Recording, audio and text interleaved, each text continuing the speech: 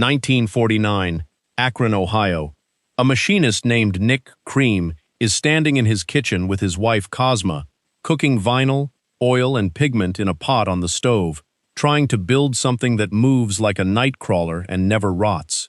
2 years later, a distributor sold 9,600 packs of his worms at the Cleveland Sportsman's Show in a matter of days. Every soft plastic in your boat came out of that pot. And here is the part almost nobody thinks about. The recipe never stopped being a recipe. What you are holding is not a solid object the way a crankbait is. It is a suspension, PVC resin held soft by liquid plasticizer, with salt, pigment, and heat stabilizer folded in. It behaves like a chemistry set, because that is what it is. Once that clicks, 20 things stop being tricks and start being obvious. Most cost nothing. Several you already half know and have been doing slightly wrong for years. And number 20 involves heat, where I will show you exactly where the safe line sits, because I have watched people teach that one without ever mentioning a line exists. 6 things first, all before your bait ever gets wet. Number 1. Learn to read a bag by feel in 10 seconds, standing in the aisle. Pinch a bait and roll it. Gritty, like fine sand ground into it, means salt, and a lot of it. Now stretch it slowly.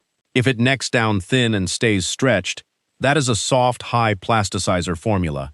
If it snaps back, it is a tougher blend. Salt buys density, so the bait falls faster and casts further with no added weight. And it buys that slow shimmy on the drop that made the whole stick worm category famous. But it costs you something never printed on the package. Those crystals are hard particles suspended in soft material, and every one is a stress point. Put that bait on a hook, and the tear starts at a grain of salt. So a salted stickworm tearing after one fish is not a defect. That is the trade the designer made on purpose. You bought the fall and paid for it in durability. So, heavy salt for anything you fish on the fall. Weightless, wacky, free-lined, dropping down a dock post. Low salt and tough plastic for anything you drag through rock, punch into grass, or pin on a jig. Number 2. The bucket test. 10 minutes at your house that changes your whole season. Fill a 5-gallon bucket, or use the bathtub. Drop one bait from every bag you own. Watch 3 things. How fast it falls. Count it out.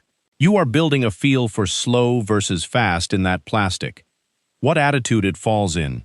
Nose down, dead horizontal, or tail up. That is what a fish sees, and it changes completely once you add a hook or a nail weight. And whether it spins. A bait that helicopters on the drop is either warped in the package or rigged off-center. 15 feet down in stained water you will never know. You will just quietly get fewer bites all day and blame the fish. Number 3. Stop pouring out the liquid in the bag. That is not residue. That is the oil pack the bait was sold with, and it keeps the plastic from drying out. Pour it off, or move fresh baits into a dry compartment box, and you started a clock. The plasticizer inside begins migrating out toward dry air, and it does not come back on its own. Store bags flat, not hanging on a peg with everything pooled in one corner. If a bag splits, drop the whole thing inside a second bag. Number 4. Bring dead plastics back with plain mineral oil. When a bait goes stiff, chalky, or shriveled at the tips, that is not the plastic wearing out. That is plasticizer that has left, and you can put some back. Plain mineral oil from the pharmacy shelf will do it. Stiff baits in a zip bag, enough oil to coat, work it around, leave them 2 days. They come back soft. One honest correction, because you will hear this claimed. Mineral oil is food grade and low toxicity, and that part is true, but it is a petroleum product and calling it biodegradable is generous. Use it at home, not over the side of the boat. Number 5. This one has destroyed more soft plastics than every northern pike in your state combined. There are 2 completely different chemistries in your tackle bag. Standard soft plastics are plastisol, PVC resin plus liquid plasticizer. Some of the premium super stretchy baits are a different family entirely, a thermoplastic elastomer. Put those 2 in contact, and the high oil elastomer acts like a slow solvent on the plastisol. It swells the PVC, and the 2 baits fuse into one sticky, ruined blob. This does not require a hot boat. It happens at room temperature, in your garage, overnight. Some manufacturers print a warning on the package telling you not to store their baits with other brands, and almost nobody reads it. 3 rules. Keep the 2 chemistries separated, ideally in their original bags. Keep colors separated, because dye bleeds even between compatible plastics. And use worm-proof trays, not whatever plastic box was on sale. Number 6. Heat, sun, and cold. Heat drives plasticizer migration. A bag baking on an open deck in July is a chemistry experiment you are running against yourself. Get them under the console. The one that surprises people is cold. Plasticizer becomes less effective as temperature drops, so the plastic stiffens. A paddle tail that kicked beautifully in 65-degree water in September may barely wobble in 38-degree water in November. Same bait, same retrieve, different material. If you fish cold water, keep a few baits in an inside jacket pocket and rotate them. A warm bait moves. Your plastics are healthy. Now let's put them on a hook, because this next stretch is where you turn 1 bait into 10. Number 7. The scuff mark. Stop guessing where the hook comes out. Lay the bait alongside your hook. Line the nose up with the hook eye, look at where the bend sits, and touch the hook point to that exact spot on the bait's back. Do not push it through. Just scratch it. Now you have a target. Thread the bait on and bring the point out at your scratch. Straight every time, first try, no sliding it back and forth chewing up the nose. A crooked bait spins, and a spinning bait puts line twist in your reel and nothing in the boat. Number 8. Squeeze the body while the hook is going through. As you push a hook point into the nose, pinch the sides gently while it travels. That pressure guides the point down the center line instead of letting it wander. It exits where you aimed, and that is the difference between a bait that swims and a bait that rolls. Number 9. The 90-degree twist onto the keeper. If you fish jig heads with a barbed keeper running parallel to the shank, this doubles bait life. Thread the plastic up the shank until it is just about to reach the keeper.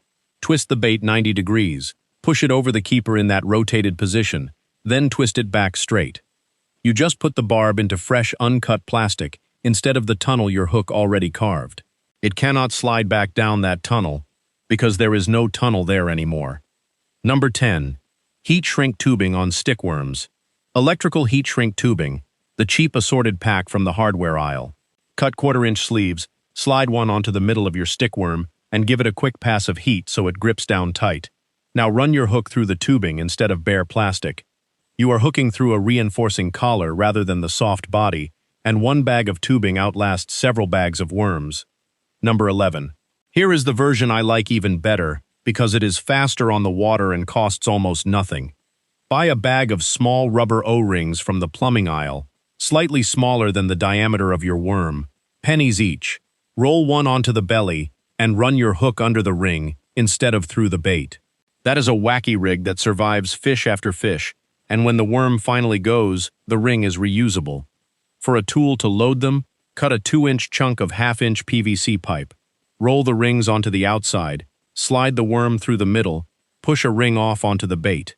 Number 12. Super glue. Let me tell you what it does and does not do, because there is more confidence out there than the chemistry supports. A drop of glue on the head of a jig before you slide plastic over the keeper does hold the bait in place, but it does not hold the way it holds on wood or metal, and here is why.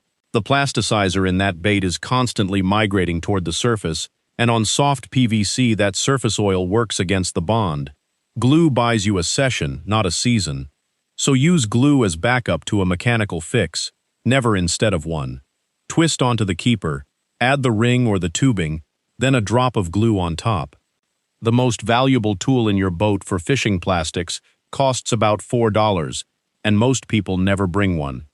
A razor blade. Number 13. When you are getting short strikes, cut the bait before you change the hook. Everybody's first move when fish are nipping is to buy a different hook. Try this instead. Take a 1/2 inch off the nose, or trim the body down behind the hook. What you changed is the ratio between the bulk of plastic and the open gap of the hook. That matters because of how these fish eat.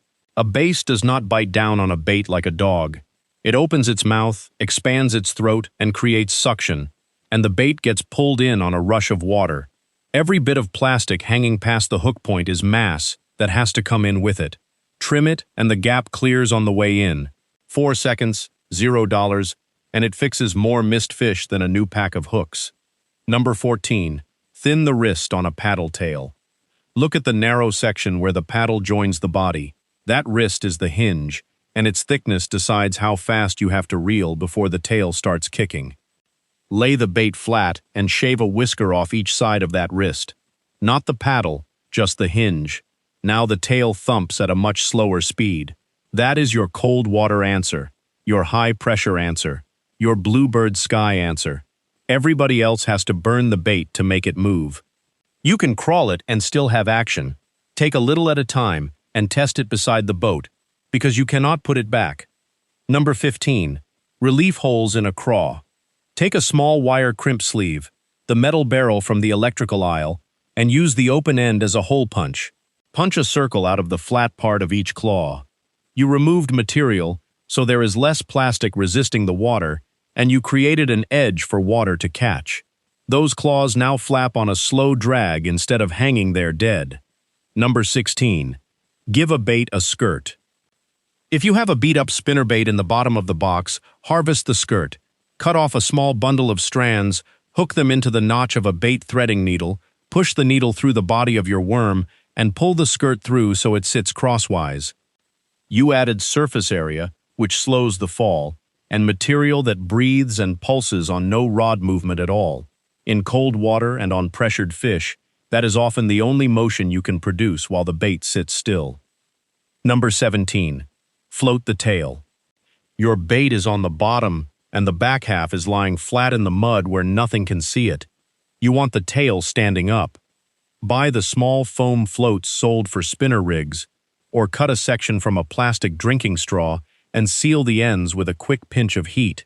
Use a crimp sleeve as a punch to core a channel into the belly near the tail and press the foam in. Friction holds it. Now a salted stick worm sits on bottom with the back end waving up in the water column. That is the whole principle behind a category of expensive floating worms, done to a bag you already own. And this is where the bucket test pays off again. Buoyancy at the tail changes how that bait behaves when a fish tries to inhale it. Add a little, then test it. Number 18. Glass rattles. Let me tell you what these really do, because the marketing is enthusiastic, and the biology is more specific. The little glass tubes with beads inside push into a soft plastic and disappear. They do make noise, but they are not a dinner bell ringing across the flat. Fish sense water movement through the lateral line, and that system is built for low-frequency disturbance at close range. In the research literature, the working distance is usually described as roughly 1 to 2 body lengths. Hearing through the inner ear reaches further, but a small glass rattle inside a soft bait is not producing energy that calls fish from across a cove. So use a rattle for what it is. Close-range confirmation, in dirty water, in heavy grass, at night, when a fish has already come to look and needs one more reason to commit. And remember the trade. That tube has weight and sits in one spot, so it shifts the balance and the fall of your bait. Number 19. Rig a paddle tail line through and stop losing short biters. You need a rigging needle and a small crimp sleeve. Thread your line through the needle, push it in through the nose of the swimbait and out the belly where you want the hook to sit, and pull your line through. Slide a crimp sleeve on, tie a treble hook, then push the sleeve up inside the plastic so the hook cannot pull back through. 2 things get better. Your hook now sits exactly where a short striking fish is hitting. And once a fish is hooked, the bait slides freely up your line instead of hanging on the hook, where a headshake can use it as a lever. Fewer thrown fish, and the bait survives to be rigged again. Number 20. Heat repair. Listen closely for 30 seconds, because I have seen this taught 100 times and almost never seen anyone say this part. The trick is real, and it works beautifully. A torn tail, a chewed nose, a hole ripped by pike teeth. Touch heat to both broken faces, press them together, hold a second, and the bait is whole again. You can rebuild baits you would otherwise have thrown away. Here is the part that matters. That bait is polyvinyl chloride. It fuses somewhere around 320 to 350 degrees Fahrenheit. That is the working window. But once PVC pushes past roughly 390 degrees, it begins breaking down and releasing hydrogen chloride gas. When that gas meets the moisture in your airway, it turns into hydrochloric acid. It is corrosive, it is an irritant, and repeated exposure is not something to shrug off. A butane lighter flame is far hotter than that limit. So here are the rules. Outdoors or somewhere well ventilated. Never in a closed cabin or a garage with the door down. Stand so the air moves away from your face. Shortest possible touch of heat and the edge of the flame rather than the center. And this is the one that keeps you safe. If the plastic starts to smoke, if it goes brown or black, or if you catch a sharp, sour smell, stop. That smell is the warning. Let it air out and come back with less heat. Done briefly, outdoors, with a light touch, this is a great trick. Done in a closed garage with a bait held in a flame until it drips, it is not. Now you know where the line is. Those are the 20. 2 more things decide whether any of them matter. The first is color. Anglers spend a fortune coloring baits, and the reason given is matching the hatch. Draw a perch pattern. Draw a crayfish. Add red gills. Those baits look fantastic in your hand. But look at what has been measured.